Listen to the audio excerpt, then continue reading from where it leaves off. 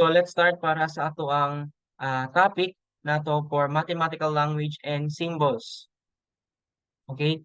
This is very important kay syempre para makabalo ta unsaon pag translate sa English sentence to mathematical sentence. So natin following learning objectives dire discuss the language, symbols, and conventions of mathematics. Explain the nature of mathematics as a language and unsaon paggamit sa mathematical expressions correctly, especially nga unsaon paggamit og nga dili marong grammar in writing a sentence pero using mathematics. Muna siya ang challenge, no? Convert English expression to mathematical sentence and also convert mathematical sentence to English expressions. Convert algebraic sentences to English expression and explain that mathematics is a useful language. Okay? So, first nato diri, conversion of English expressions to mathematical sentence. So, make sure you have a notebook. Kung gusto nyo ma-screenshot ni, pwede ra. But I also give you a PowerPoint naman sa Facebook group para may copy kayo. Okay? We begin by describing the basic mathematical operations in the English language. So, mo ni siya ang basic na operation. Elementary pa lang, gitudlo naman ni sa ato no? Kaning equal sign, plus, minus, yung multiply, di ba? Daghang text symbol sa multiply, pwede parenthesis, pwede x or asterisk, times man na siya, di ba? Or divide, mo na siya ang symbol, di ba? So, kung imo siyang i-write in the basic terms, English basic terms, ina niyang pagsulat, of course. Isod po doon, unsaon pagbasa ani nga symbol, di ba? Equals. So, you write equals in a word. Make sure grammar po, okay, is equal to, di ba? So, mufano ta sa verb, subject-verb agreement niya. Di ba? Kung naka-familiar mo English. Okay? Pwede po siya basahon as represents is the same as is. Pwede din siya basahon is equivalent to exactly results in. Okay? Gamit kayo ni siya. Labi na kung mag-take mo board exam, mga word problems, mo ni siya ang gamiton. Mo na dapat na ako'y idea ani. Ang plus, of course, from the word plus, pwede po sum, mga synonyms na ni siya, total, added to, added with, added by. So, kung mapansin mo past tense na, dili pwede add to. Lisod po ni, add to na add to. So, added to, past tense na, added with, added by. You can also use augmented, raised. Okay? Past tense, di ba? More than, and, pwede po, increase, put together. Ano siya mga synonyms that you can use the plus. Para sa minus, of course, minus, different, subtracted from. Okay? Wala kayo nakita nga subtracted with. Hindi na pwede ha. So careful mo sa mga words na ginagamit. Wala ko ay subtracted to. Okay? Subtracted from. Subtracted by. Diminished, less than, decrease, separated.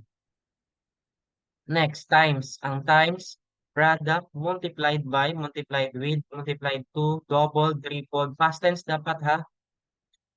Okay, sulat na ba mo sentence? Module na siyang challenge. Make sure hindi wrong spelling. Make sure nga hindi wrong grammar. Dapat na grammar. Okay? So later, I will discuss kung saan siya pagsulat into sentence. Okay, next, divided by. Diba, malimtan na nato ning divided by. Usahay kay mabulol ta, di ba, divide? Divided by. So, past tense nga po na siya. Quotient per ratio half overall. Okay? So, hopefully klaro ni ha kay basin dili mo kabalo. So, on man na. So, ina ni siya ang pagsulat, no? Tagaan ta mo og basic mathematical statements, then you write that into English translation. So, kung maayo kang English, okay ra kayo, mas maayo ka ni. Kung engineer ka, what kabalo ina ni, mga spelling, no? So, 3 plus 4 is equal to 7. So, ina na ang pagsulat. Or you can also 3 plus 4 equals 7. Ang wrong grammar ani is equals. Nakuha? Kaya nga nung mag-ismang ka nga, plural naman ng equals. No, ang subject-verb agreement nato is very wrong. So, walay is equals. Kapila na kung makadungog ina nga uban estudyante. Okay? Or you can use increased. 3 increased by 4 is 7. So, correct. So, there are a lot of options, a lot of ways to write that into English translation as long as ano siya sa ako na grammar. Correct gyapon na sa ako Okay? Okay ra kayo imong classmate mo niyang gi-answer din imo classmate inani din imo ang answer is inani. So okay ra pareha ra na tanan. Make sure nga sakto ang grammar. Dili pod wrong spelling. Klaro ba? So 10 minus 2 is 8. 10 less 2 is 8. Pwede pod 2 less than 10. Mo ring correct.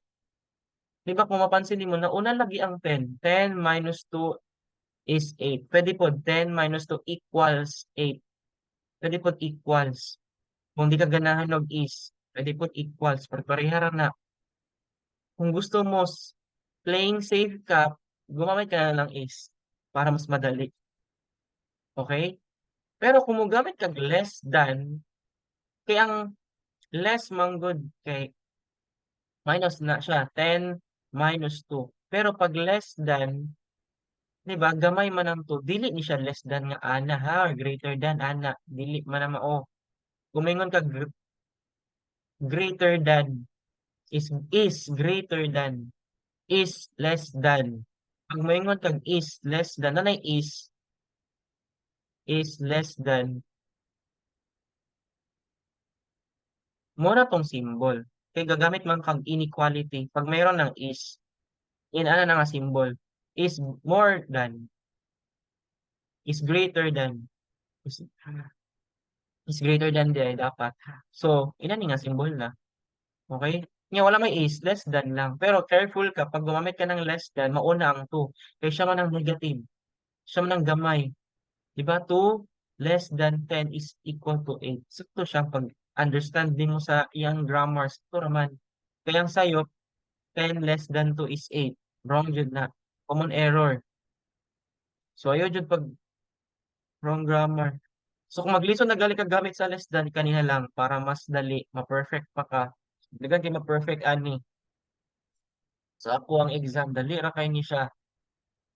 Okay? Ang ako lang, dili wrong grammar ha. Correct spelling. Next, 7 times 2 is 14. Oh, tapos na, 'di ba? The product of 7 and 2 is 14. Twice the number 7 is 14. No? So, common error ani, double the 7 is 14. Double the 7. Kaya basin 7 square, di ini yung pagbasa. Double the square. Di ba? So, 7 times 2 is 14 na lang para safe. Next is 6 divided by 2. So, dili na siya 6 divide 2 ha. Tinapulan yun na. Common po na nga marong yun na sa ako 6 divide 2 is, ay, divide, di ba? 6 divided by 2 is 3. Mo na yung correct. Pero pag 6 divide 2 is 3, wrong na siya ha. Kailangan past tense. And then muna ang nakasanayan na natin nga divided by na yung word na by. Okay? Dili pwede 6 divide 2. Ma-wrong ka sa grammar na. Okay? Naklaro? The quotient. Okay, so ito another important itong ano ha? In another important gumagamit tayo ng and na word kapag mag-use ka ng mga basic operations kaning lima, ay kaning upat. Kaning upat nga basic operations, ginagamit lang yung and kapag gumamit ka ng sum, difference, product, and quotient. Take note ani ha, sum, difference, product, quotient. Ginagamitan siya ng and. Naminaw, example, kani, the sum of 3 and 4 is 7. Ba? Kani, the difference of 10 and 2 is 8. The product of 7 and 2 is 14. Okay? The quotient of, the quotient of 6 and 2 is 3. So meaning, yung and, kina-emphasize niya ang iuna na ginagamit na word, quotient. Kaya ang quotient, muna to ang pasabot nga and. Na-gets? Na-gets na siya. Mo nang naka-mention ko diri, the product of, papayara diri, the product of 7 and 2 is 14. Nakuha. Make sure mauna ang 6.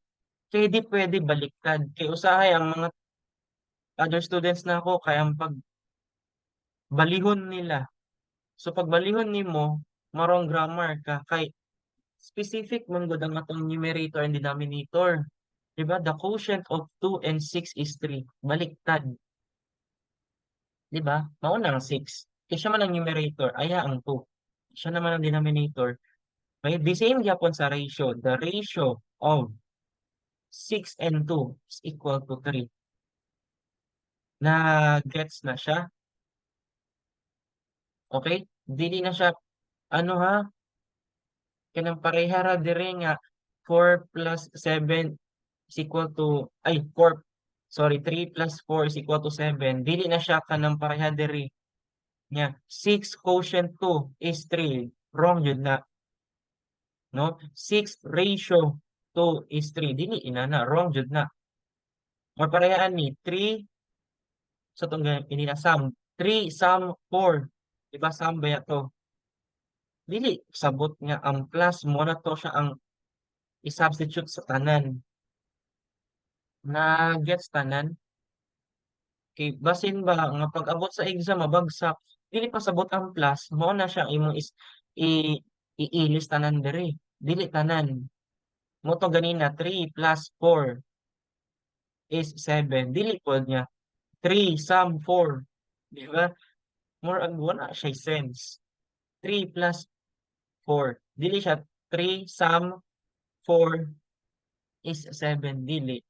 So the same gyapon, special ni sila. Kaning si quotient, ratio, product, difference, sum. Special na sila. Ginagamitan na siya nga na end. Nakakuha, dili ka pataka og gamit og mga words ha.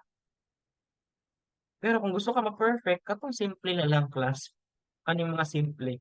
Anyway, magkahatag kog mga complicated, of course, mga complex fractions na jud na sila. Dili pod necessary kaninyong kita sa exam.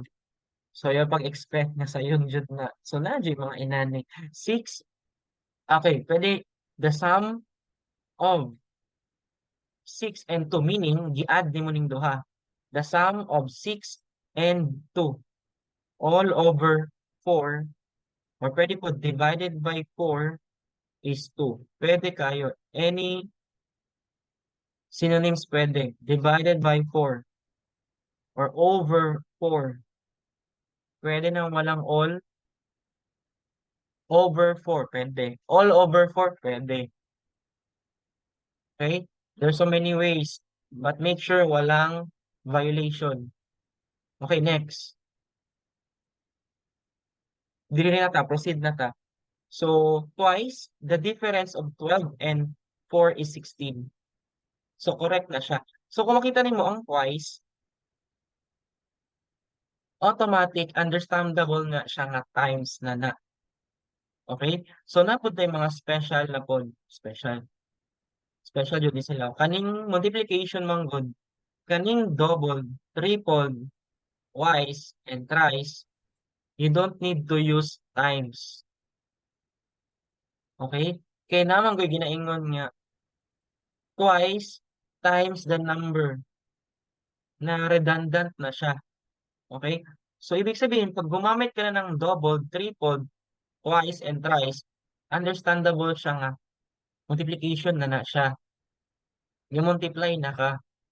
Okay? Not necessary nga moingon pa ka og times. Okay? So, parehaan twice the number 7 is 14. So, hindi pa kinahanglan mo ingon og times, isa twice times 7. Twice times 7. Wala na. Wrong na ka na. 'Di ba? Twice times 7 is 14. Wrong, wala jud siya sense. No? So, kung gumamit ka na ng twice, automatically, ga-multiply na ka. 'Di ba? Kay redundant kung moingon pag twice times common jud ni nga masayop akong estudyante ani. Twice times wala times.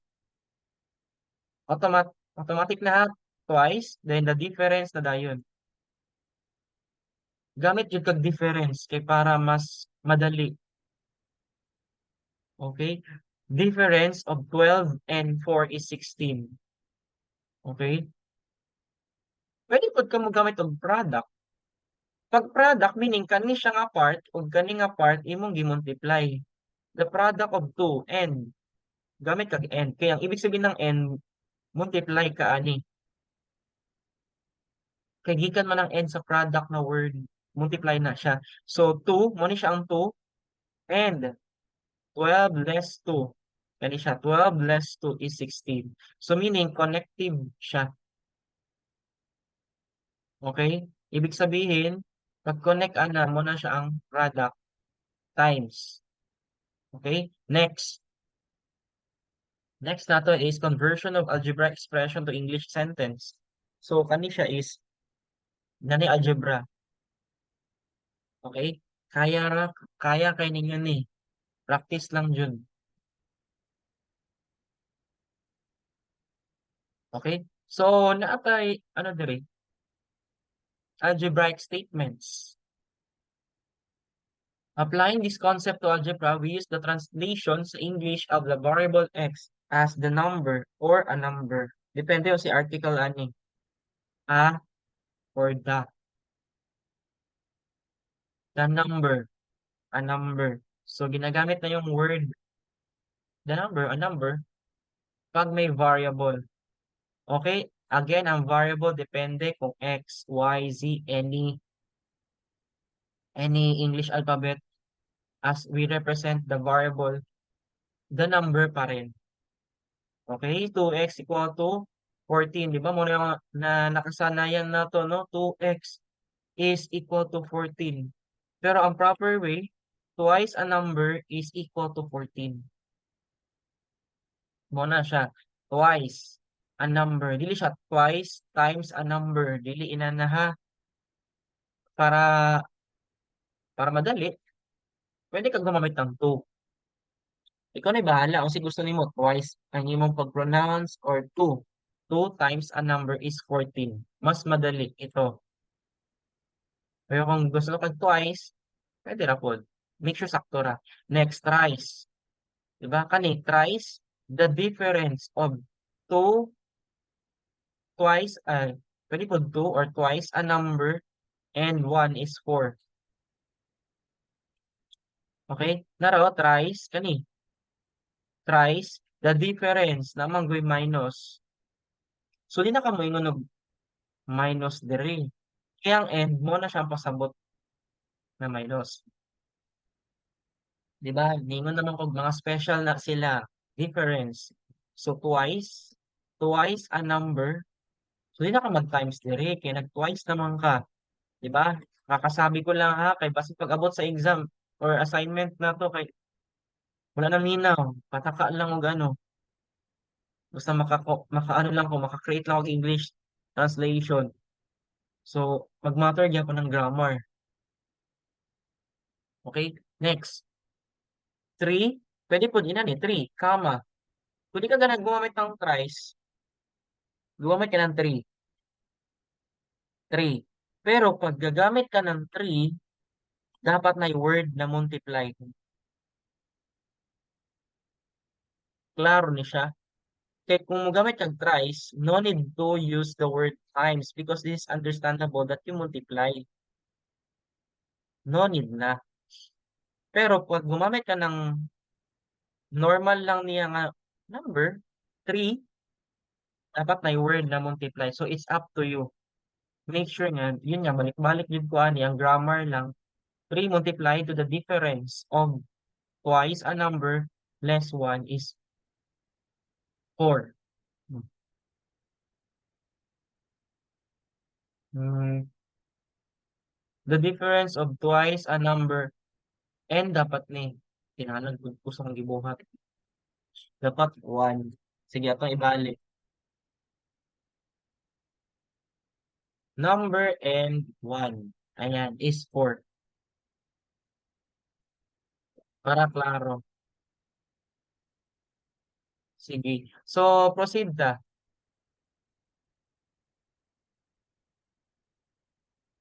So, direta sa next, medyo magka-complicate na jud ni.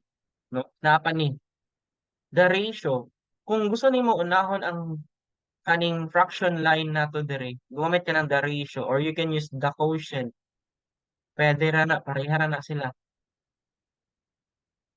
Okay? The quotient of twice a number, meaning giuna niya ang numerator. This is the numerator. Pero gumamit ko siya ng sum. So meaning ang sum mo ning end. Kaning naay another end mo ni siya ang ratio. Nakuha siya. Mo na makabantay ka daghan nag-end. Duha ka book-end. Kaning end mo ng sum. Kaning twice the sum of the number and 1 mo na ang numerator. Mo nang pag-ingon sa ratio dapat na end para ang next aning end denominator na ni is equal to 5. So ina na siya pag sulat. Kaya ra, kaya lagi na. Sige. So, pista para sa ato ang exercises, no? So make sure kabalo pud mo spelling. 'Di ba? 12 plus 1 is equal to 13. Kasi spelling sa 13. Or kasi maka-spelling og 40. 'Di ba ang 14 spelling sa 14, 'di ba? Naman ang 14. Kasi spelling sa 40. Sige daw i-type sa chat, isulat sa chat box. Natay chat box ha, gamit-gamit pud og chat box. Kung dili mo chat sa chat kay manawag ko ron. So, kung sa spelling sa 40, sige daw para may bawaan ninyo si kalainan sa 14 og 40. 40. Ayan, sakto na di si Billy King. Walay you. Mura rong i-emphasize. Walay you. Dili inani ha kay na. Mapareha mo sa akong last semester nga na inani. Walay 40 nga na you. Okay? So, very good ra. So, walay problema. So anyway, maghatag jud kog mga inani sa exam. Ayo jud pag-expect nga sayon ra laging gihatag sa exam 12 plus 1. Hindi. Magko-complicate jud na, no? Pero mogamit jud mo og yung technique nga giingon nako, the ratio or pwede pud mo gumamit ng the quotient. Gumamit ka ng the quotient para mas madali. Yung fraction line unaha, the quotient of unaha ang numerator. Quotient of thrice, 'di ba? Kay 3. The quotient of thrice.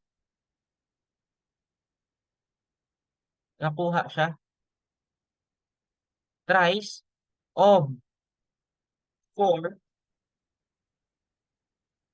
Pwede pod sum. Pero kung gusto mo mas ma-complicate yun din siya. The quotient of thrice of the sum of 4 and 1.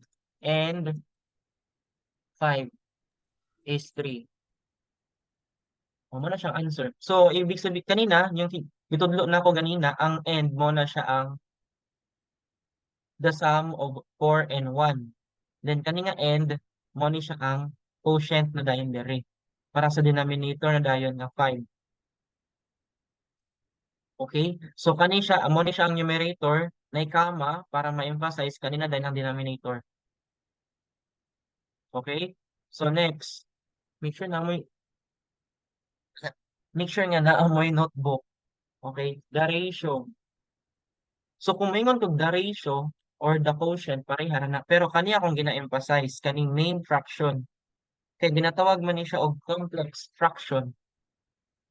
Complex fraction ni siya because naay fraction sa numerator. Kay kani man ang main fraction, naay fraction sa numerator and denominator. So complex fraction ang tawag ana. Okay? So sa ano pagsulat? So ang pagsulat sa English translation. So the ratio, kani akong pasabot nga the ratio kaning fraction line. Okay? The ratio of, para mas dali ra, para mas dali ra, pwede nimo i-word by word na lang. Kung di ka ganahan og the ratio of the quotient. So medyo ma-challenge jud ka. So pwede na po the ratio of 20 divided by 2. Ay, wrong na naman ko. So dili number, dili number divided by 2 minus 2 and 4 is 2. O di ba? Kung gusto niyo may word by word, make sure nga nagyapon siya grammar. The ratio of 20 divided by 2 minus 2 and 4 is 2. Kaya ang end nato kay mo na siyang ratio.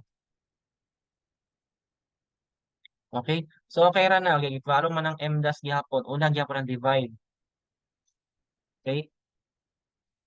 Next is, pwede ra sayon ra 3 times 8. Sayon na naman na to. Equals 24. Next, thrice the difference of 11 and 5 is 18. Tama. So, igna lang ko ha kung naisayop. So, pwede na ko ninyo correctionan kung na ako'y nasayop or na wrong spelling ko. Igna lang ko. You can chat kung na may question. Kung na ako'y nasayop nga type or kay open ra ko ana for criticism. Ana na ko ana. So, igna lang ako na problem. Sir, basin nasayop ka. Basin mo niya akong suggestion. So, open ko for suggestion or inyong answer. Next, how about for algebraic statements? 12 times a number is 10 minus 2. Di ba mas dali ra? Kalikod ka maingon nga 12 times a number equals the difference. Pwede ko yun eh. Difference of 10 and 2. Pwede yun eh. Kaya nga naman, ang end ni mo na siya ang difference. Mo ng 10 minus 2 na siya. Ang equals, mo na siyang equal sign. Pwede po is equal to. Pwede ra na siya. Next, thrice a number. Pwede na ni. Thrice a number equals, ganun thrice a number man. Kay syempre, ang thrice, automatic, multiply naman na. Dili ka pwede mo ingon nga, thrice multiplied by a number. Dili na. Kay redundant na siya. Balik. Thrice na gali, multiply naman gud ang pasabot ana. So, mo nang thrice a number. Nakuha. So, mo nang dapat familiar mag mga inani kay inig board exam. This namin idea. kay mga word problems manggawas man na equals 5. Pwede ko din na ni 5 minus twice a number. Okay? Wait lang. Ayan. Pwede po 3. Pwede ka moingon og 3. Pero moingon jud kag times or multiplied by a number is kung gusto niyo taas-taas, pwede na po is equal to, di ba taas-taas kay ni the difference of 5 and 2 times a number. Kana, taas-taas yun na siya. Kung gusto ka mo gamit sa word na difference, multiplied, nakuha siya. So, there are so many ways to answer. Make sure nga, sakto siya ha, may grammar. Sige, next. The ratio. Pwede po the quotient. Pareha na siya. So, pag mo ingon kung the quotient, ang ato ang ginapalo is kani. Ang fraction line niya. Nakuha. Okay. The quotient of twice. Siyempre, unahan sa ang numerator. Di ba? So, the quotient of twice the difference. Una man ang una man ang numerator. Kanya na ang denominator. The difference of 4 and 1, comma, and 5 minus a number is a number na nakaya ra na nag-gets na ang pag-process. So make sure you practice na tayo exercises sa ato ang model ha para maka-practice mo. So mo to quotient, the quotient of twice the difference. So pag difference mo ni siya ang 4 minus 1, comma kay para kani siya ang denominator 5 minus a number is a number. Okay, naraman din yung last part. Okay? So ang pagbasa ha, unahan jud ang numerator, padulong kadadto pagbasa. Kaya yung mga uban pabaliktad man ang pagbasa. So medyo challenge siya sa imo ah. Kasi pasabot, basin unahan ninyo ni ba nga 7 is equal to then kanina dayon nimo isulat pabaliktad ba. So medyo challenge siya kay ako naanad namang good ko padulong ko magbasa, padulong right. Ako ha, so meaning, unahon ako ang 3 hantod nga, moabot ko diri. Kini mga uban, padulong dadto, pabaliktad mo basa. So, medyo challenge yun na siya. No? So, thrice the sum of, di ba wrong spelling, the sum of a number and one.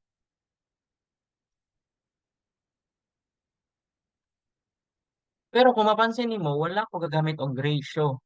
Wala ko gagamit og quotient. Di ba? Giuna na ako ang numerator diretso. Thrice the sum of a number and one. So, ang n mo ng sum. Okay, thrice. Wala na akong ingon nag-multiply. So, kung di ka ganahan mo gamit og quotient, di ba? Or the ratio, nga kana imong giuna pag sulat, pwede inan eh. Divided by 5 is 7. Pwede siya inan eh. Kung di ka ganahan mo gamit og end, kaya na may end rin. Di ba? Kung mo gamit kag the quotient, so kanimong giuna. Pero kung gusto nimo later na ning fraction line, unaha sa ning numerator. Kaning numerator, kaniyang denominator. Okay? So anyway, murag sayop ni siya. Dapat Z ni siya. Kay para isa lang ang variable. So kung mohatag og mga any alphabet letter, pareha ra na sila. Okay? So 5 minus 4 times a number. Times na siya ha, kay usahay mo, right lang nimo time, wrong, marong, ma-minus 1 point jud ka sa akong score, equals 2 times, di ba? Kung mogamit ang twice, wala na times. So, akong gibuhat, 2 times. So, medyo taas-taas jud siya sinulat kung di ka mogamit og mga shortcuts. So, equals 2 times, twice. Pwede po twice a number minus 3. Pwede na. Okay, next. So, dito sa decimal number system. So, ang decimal number system is very important, no? Para makabalo jud mo sa place value ng mga digits. So, di ba, padulong dito kay mga whole numbers, mga, ano na siya, ones, tens, hundreds, thousands, 10,000s, 100,000s, millions. Familiar naman tayo, no? Elementary pa lang, i-discuss na ni siya actually. Natay decimal point diri. Then ang pagbasa naman diri sa right side, ang left side ha, mga whole numbers, right side, mga decimal places na tens na asyay THS. Di ba? Kasi makaingon, sayo na naman good ni, oy, kabalo naman good mi ani, sir, oy. Di ba? Ang tens, hundreds, thousands, 10,000s, 100,000s, millions. Di ba? Pamilya naman tani. So, unsa ni siya pagsulat into English sentence. Okay? Naalad naman good tag numbers. How do you say that? Di ba naalad naman ta sa college or sa high school 36.57. Diba, ginagamit ang decimal as point. No? Pero sa tinuod, ang decimal point, kinagamitan siya end. End na ha. So, daghan na kay end. Kapil tong mga sum, product, difference, o quotient ratio, and, di ba ang ginagamit? So, managhan yun ang end. Pero make sure na sakto ang pag-place ng end. So, 36, kung makita mo, mo ang whole number, you write 36. Decimal, sumpayan lang ni mo decimal para makabalo mi nga. Decimal na ka. Dayon, sa ako ni pagbasa, kung asa ang last nato nga decimal place, mo na siya ang basahon. Okay? Basta sa 57. You write 57. Then you write hundreds. Kaya nga naman, ang 5 tenths. Ang 7 hundredths. So, 57 hundredths. Okay? Pareha ani. Asa man ang last decimal place ani. Nasa thousands. Okay? So, pagkahuman sa decimal point and basahad ay ni tanan. 603. Basahan lang ni mo tanan. Dayon, unsa man ang last decimal place nimo? Thousands. So, 603,000. So, walay THS diri. Sige, basa man nimo ang 603. 603,000. Okay? 452 thousands. Nakuha? Sige, proceed ta. I think, napad eh. Sige, kaya pa. O, laban gyapon ta anik, no? Kaya ra ninyo ni. So, how you write this in English translation? Di ba, basta na kuyawan na, first day of class, madugo na. Pero, I really believe that you can do this by solving. You practice ani ha, kay the only way to learn mathematics is to do mathematics. So, you practice.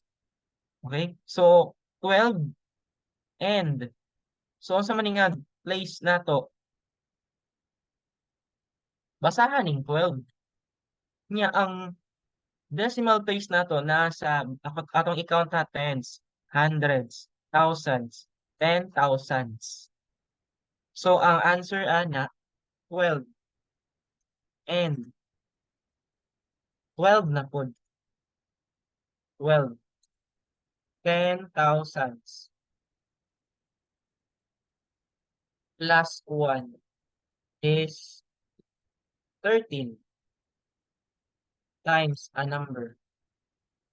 Ano siyang answer? Nakaya ra? 12. Basahan ning 12. Bahalag ni mga zero dira. Basahan jud ang iya ang nasa decimal place. Bahalag dagat yung zero, basahan na siya. Di 12, di ba?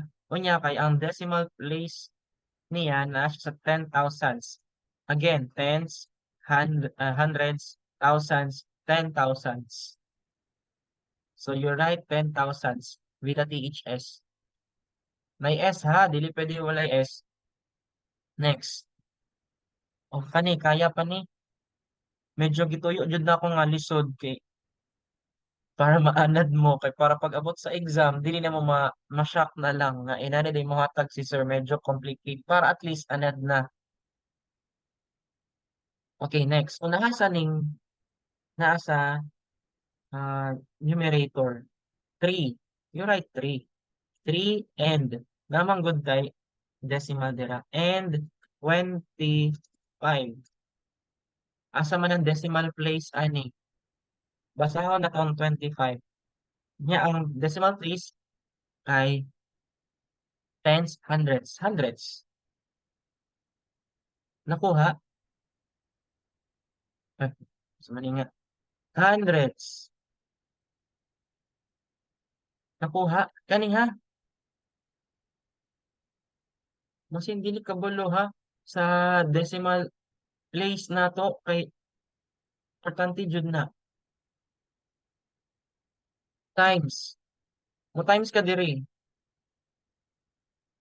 Times the sum of 4 and 1 divided by 5 is kuha na naman ako. Kailangan nasabtan ni siya ha kay basin paspas ra ko ha. So times dili na dayon ka the sum of 4 and 1 mo ni siya ang 4 plus 1. Di ba dapat may times ha kay basin pag walay times di diretso ka pag human sa 3 and 25 hundreds the sum na dayon. So nagmultiply sila dire kay na may parenthesis. So dapat may times. Common jud na nga masayop ang estudyante ani. Pag may parenthesis malimtan dapat may times. Divided by 5 is unsa man ni? So nakuyawan na unsa man ni? So tanaw nimo. Unsa man ang whole numbers ani? Kani nga part. Basta gali 3 million, di ba? 3 million. Wala THS ha kay wala man siya sa decimal place. 3 million, di ba? 232. 232 and 43. Nasayip na po itong 43. Ano ba? 43 hundreds. Hundreds. Ayun. Times a number. O mo na siyang answer. Medyo taas dyan siya. Taas kaya ang English translation ani. Ituyo na ko na nga para maanad mag-complicate. No, kay daghan ra ba kayo ni graduate na og bright. So dapat kabalo mo inani. Basta wala lang jig wrong grammar, walay wrong spelling. Dapat sakto ang mga spelling. Okay? Naatay uppercase. Kung makabantay mo naga-uppercase ko, uppercase then na period. Critical kay kung mga enana kay kung kulang minus 1 gid na siya uppercase. Kay you're writing a sentence. You're writing English translation so make sure uppercase then I period. Okay? Kaya ra. Sige, ansira lang nako ning kanina ko ansiran ha kaning tulo kamo na aning duha. Pag-practice lang mo, dili na siya assignment. Practicein na. Kaya napatay next slide, panahon man. Bakit naman time? Sige, kani, next. The same lang gihapon sa previous problem. Gidugangan lang na ako ni siya. 20, 20, and 21. Diba? Thousands. Thousands. Nagets? 20 and 21 thousands ang pagbasa ani. 20 and 21 thousands. Na-gets na siya. Practice mo, ano ha, decimal translation in English. Kay basin na wala na anad. Pero kabulo ka, atong elementary, ginapasulat, biatag inani. Ginapatudlo, biatani.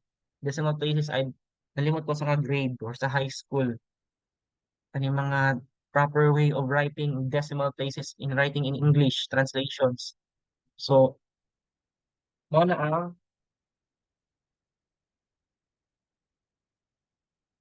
okay. So, mao na siya ang important. Okay. Over 2, minus 2. Nakuha. Kinamang good tayo divide. Divided by, divided by 4 is, so ano siya pagbasa. So, medyo challenge. Okay. Daghan kayo. Pero, dapat anad na kaani. Is, usa ni siya? 200,000,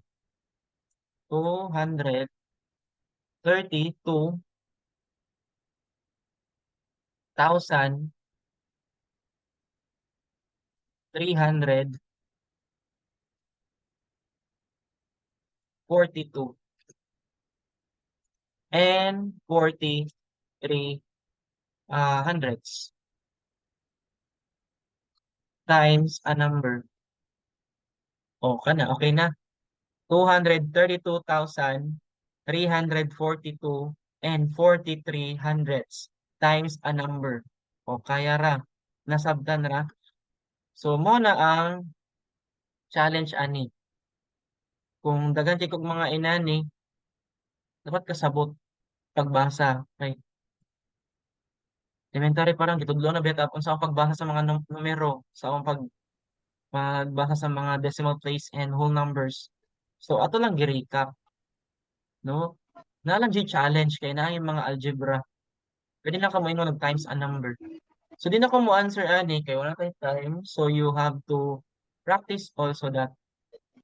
Dili ta, pabaliktad na pod. Kaya ra, pabaliktad na sad ta. No, makuyawa na lang jud no kung kani akong ihatag. You write this into mathematical statements pabaliktad. So, medyo challenge yun siya.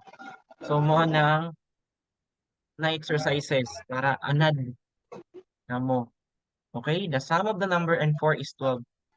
Pag mo yung galig number, you can use any alphabet letters. You can use any alphabet letters, ha? You can use X, Y, or Z. Ikaw na bahala. Okay?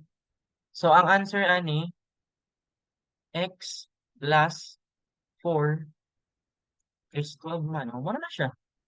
The sum of a number and 4 is 12.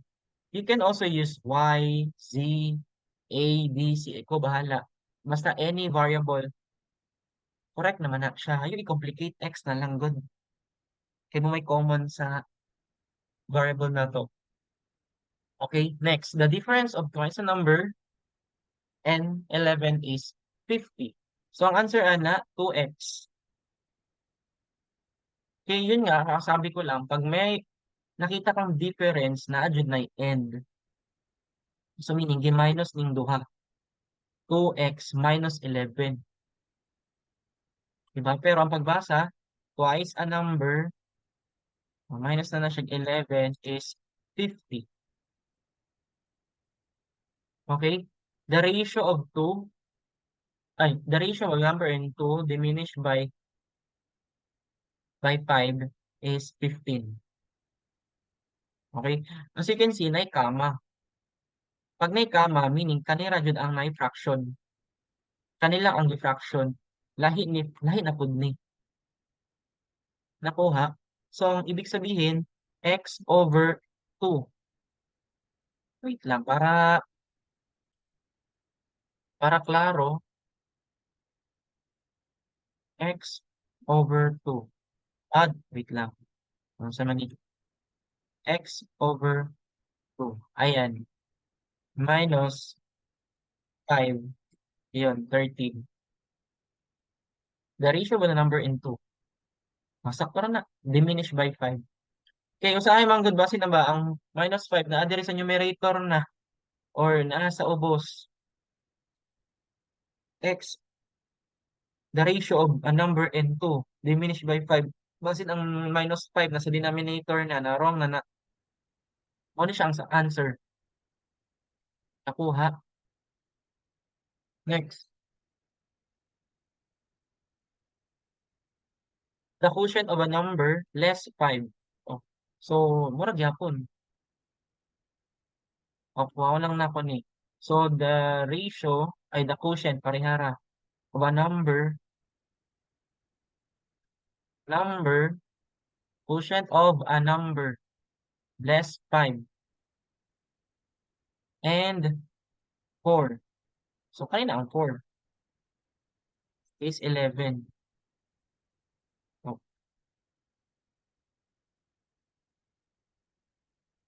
nakuha. Ngano yung nahi man ni? Okay, kung mapansin nimo ang end, ginamit na siya diri sa number and 2. So, automatic, mo fraction jud ni. Pero nganon diri kayo, hindi man hiwalay ang negative 5 dira.